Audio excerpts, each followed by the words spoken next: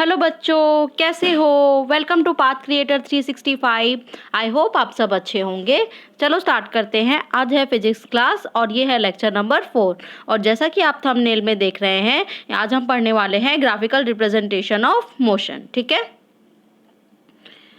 देखो graphical representation motion में क्या है। हमने मोशन में क्या क्या पढ़ लिया है। डिस्टेंस पढ़ लिया है, डिस्प्लेसमेंट पढ़ लिया है, स्पीड पढ़ लिया है, वेलोसिटी पढ़ लिया है, एक्सेलरेशन पढ़ लिया है। अब हम देखेंगे ग्राफ की हेल्प से कैसे एक सारी चीज़ें कैलकुलेट करी जा सकती है। ठीक है, यहाँ पे देखो ग्राफिकल रिप्रेजेंटेशन ऑफ मोशन में दो चीज़ें आती हैं। एक तो है डिस्टेंस टाइम्स ग्राफ और एक है velocity time graph.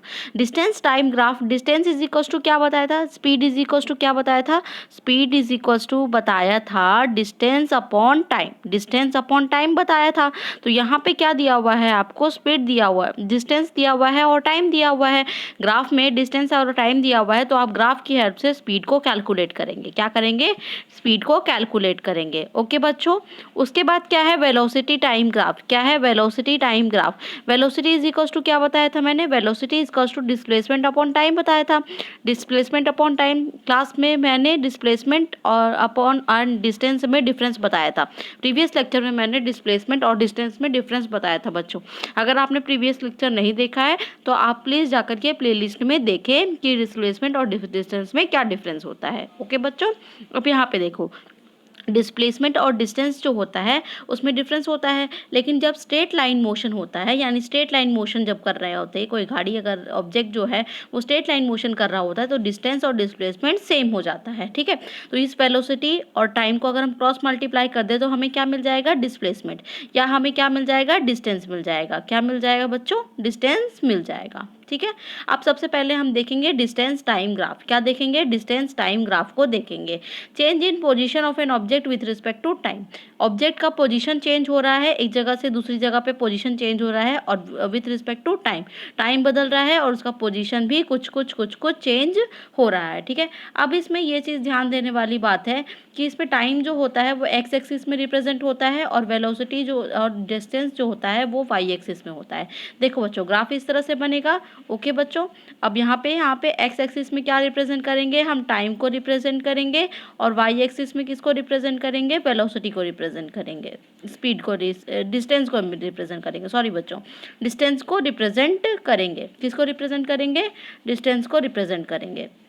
X axis में टाइम और वाई एक्सिस में डिस्टेंस को रिप्रेजेंट करेंगे और इसके हेल्प से हम क्या करेंगे, स्पीड को कैलकुलेट करेंगे। ओके, अब जो डिस्टेंस टाइम ग्राफ होता है वो दो तरह से डिफाइंड होता है। एक तो यूनिफॉर्म स्पीड होता है और एक जो होता है वो नॉन यूनिफॉर्म स्पीड होता है। ओके, अब यहाँ पे देखो सबसे पहले हम यूनिफॉर्म स्पीड के लिए देखते हैं। Distance time graph of an object moving with uniform speed. Uniform speed का मतलब क्या है, मैंने बताया है आपको प्रीवियस लेक्चर में यूनिफॉर्म मोशन क्या होता है और नॉन यूनिफॉर्म मोशन क्या होता है। अगर इक्वल डिस्टेंस में इक्वल इंटरवल, मैं फिर से रिपीट कर दे रही हूँ, अगर इक्वल डिस्टेंस में इक्वल इंटरवल ऑफ टाइम में इक्वल डिस्टेंस ट्रैवल हो रहा है तो उसको क्या बोलते हैं, यूनिफॉर्म मोशन बोलते हैं। देखो इक्वल इंटरवल ऑफ टाइम है यहाँ पे और इक्वल डिस्टेंस हर बार ट्रैवल हो रहा है तो ये क्या हो जाएगा, यूनिफॉर्म मोशन हो जाएगा।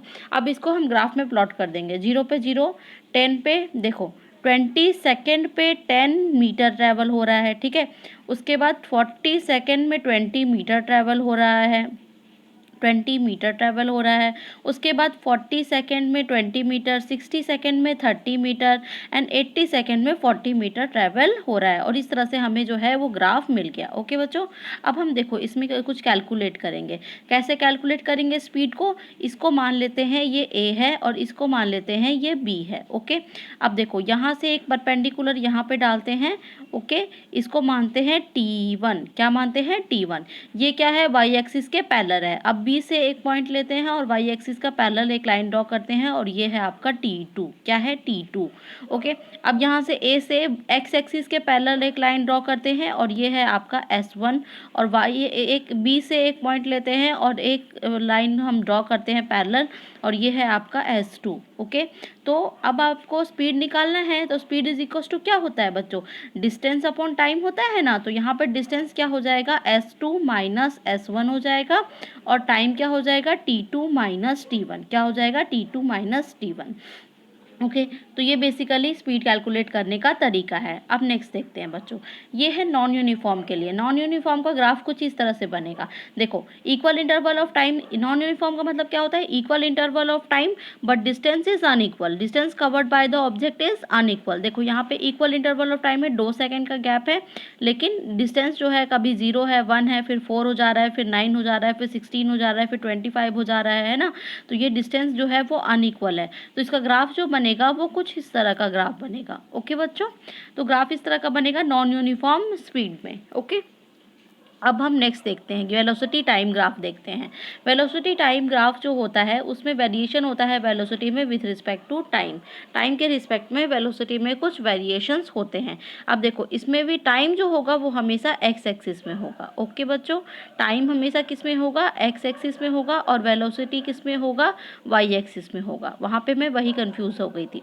तो यहाँ पे दिखाना है आपको कि वाई जो है वो वेलोसिटी होगा या डिस्टेंस होगा। यहाँ पे क्या है, वेलोसिटी हो सकता है, डिस्टेंस हो सकता है, ये चीज़ यहाँ पे वाई एक्सिस में होगा, लेकिन टाइम जो है वो हमेशा कहाँ होगा, एक्स एक्सिस में, और हम ग्राफ को ड्रॉ करेंगे। ओके, अब चलो ग्राफ में चलते हैं। सबसे पहले ग्राफ देखते हैं, velocity time graph for uniform motion of a car. अभी हमने uniform motion of a car देखा कि यूनिफॉर्म मोशन का मतलब क्या होता है, इक्वल डिस्टेंस में, इक्वल टाइम इंटरवल में इक्वल डिस्टेंस को ट्रैवल करना। तो अब यहाँ पे देखो, यहाँ पे 0 पे भी वेलोसिटी कितनी है, 40 है, 1 पे कितनी है, 40 है, 2 पे कितनी है, 40 है, क्योंकि वेलोसिटी को हमने क्या ले रखा है, यूनिफॉर्म मोशन ले रखा है ना। यूनिफॉर्म मोशन मतलब क्या होगा, वेलोसिटी कांस्टेंट हो जाएगा। तो यहाँ पे 3 पे भी 40 है। अब देखो ड्रॉ कर लेंगे, 0 पे 40, 1 पे 40, 2 पे 40, 3 पे 40, ठीक है। अब देखो यहाँ से एक पॉइंट लेंगे, ये एक पॉइंट लेंगे, यहाँ से हमने ए ले लिया, इसको मान लिया ये ए है। ऐसे हमने एक ये खींचा, ये आपका T1 है, और इसको हमने बोल दिया C। क्या पॉइंट बोल दिया, C।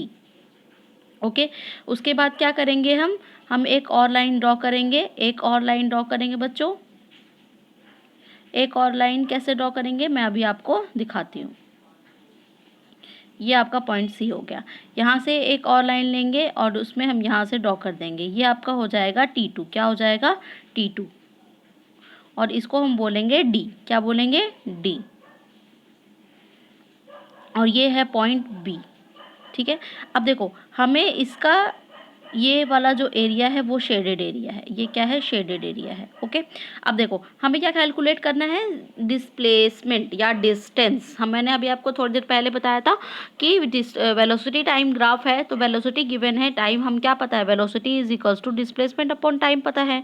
Velocity is equals to क्या होता है, डिस्प्लेसमेंट अपॉन टाइम होता है। लेकिन जब स्ट्रेट लाइन मोशन होता है तो डिस्प्लेसमेंट और डिस्टेंस क्या हो जाता है, इक्वल हो जाता है। तो हम यहाँ पे डिस्टेंस को कैलकुलेट करेंगे। क्या कैलकुलेट करेंगे, डिस्टेंस को कैलकुलेट करेंगे। चलो डिस्टेंस को कैलकुलेट करने के लिए क्या हो जाएगा, वेलोसिटी इंटू टाइम हो जाएगा। तो यहाँ पे डिस्टेंस को एस से रिप्रेजेंट किया, वेलोसिटी इंटू टाइम। अब देखो वेलोसिटी कितनी है, 40, 0 से 40, और ये क्या है, AC है। क्या है, AC है, तो यहाँ पे हमने लिख दिया AC। और ये यहाँ से यहाँ तक क्या है, CD है, तो मैंने लिख दिया CD। ठीक है, तो ये क्या हो जाएगा, CD हो जाएगा। जब AC इंटू CD हो जाएगा, AC इंटू CD हो जाएगा, तो मैं फिर से ड्रॉ कर देती हूँ। यहाँ से मैंने ड्रॉ किया है, ये एक लाइन है, एक ये लाइन है, ये वाला C है, ये है आपका D, और ये है आपका A, और ये है आपका A, और ये है आपका B। ओके, तो ये वाली चीज़ है। अब देखो यहाँ पे क्या है कि हमें कैलकुलेट करना था, मैंने बताया आपको, वेलोसिटी क्या हो जाएगा, AC हो जाएगा, और टाइम क्या हो जाएगा, CD हो जाएगा। ठीक है, और टाइम अभी मैंने आपको बताया था कि ये क्या है, T2 है, और ये क्या है, T1 है। तो AC क्या हो जाएगा, 40 हो जाएगा। AC कितना हो जाएगा, 40 हो जाएगा, 40, और CD कितना हो जाएगा, T2 माइनस T1 हो जाएगा, T2 माइनस T1 हो जाएगा। ओके, तो 40 into T2 minus T1 kilometre हो जाएगा। तो बेसिकली ये क्या है, 40 है, और ये T2 माइनस T1 है, ये 40 है, और ये क्या है, T2 माइनस T1 है। तो बेसिकली हम क्या कर रहे हैं, स्क्वायर का एरिया ही तो निकाल रहे हैं। बेसिकली हम क्या कर रहे हैं, स्क्वायर का एरिया निकाल रहे हैं।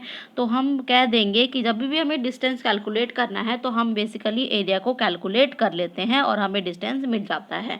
हमें वेलोसिटी इंटू टाइम करने की ज़रूरत नहीं है, हमें क्या करना है, बेसिकली एरिया निकाल देना है, और वही एरिया क्या कहलाएगा, डिस्टेंस कहलाएगा। ओके बच्चों, अब नेक्स्ट देखते हैं, यहाँ पे आएगा velocity time graph for uniform acceleration. Uniform acceleration कब बताया था बच्चों? जब नॉन यूनिफॉर्म वेलोसिटी होती है। वेलोसिटी जब keep changing in the mode, जब वेलोसिटी चेंज होती रहती है तब यूनिफॉर्म एक्सेलरेशन हमें मिलता है। ठीक है, अब देखो यहाँ इक्वल इंटरवल ऑफ टाइम है 0, 5, 10, 15, 20 और वेलोसिटी क्या है? चेंज होती जा रही है, कीप चेंजिंग। तो वेलोसिटी यूनिफॉर्म में चेंज हो रही है तो यूनिफॉर्म एक्सेलरेशन हमें मिल रहा है।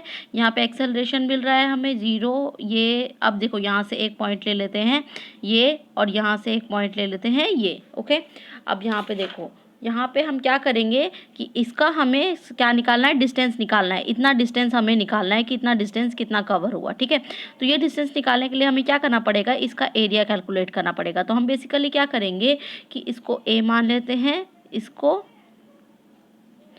बी मान लेते हैं, इसको सी मान लेते हैं, इसको डी मान लेते हैं और इसको ई मान लेते हैं। ओके बच्चों, तो ये क्या हो जाएगा? ए बी सी डी ई हो जाएगा। अब देखो area of A B C D E वही डिस्टेंस हो जाएगा। इसको दो पार्ट में कर लेते हैं, एक रेक्टेंगल पार्ट में और एक ट्रायंगल पार्ट में।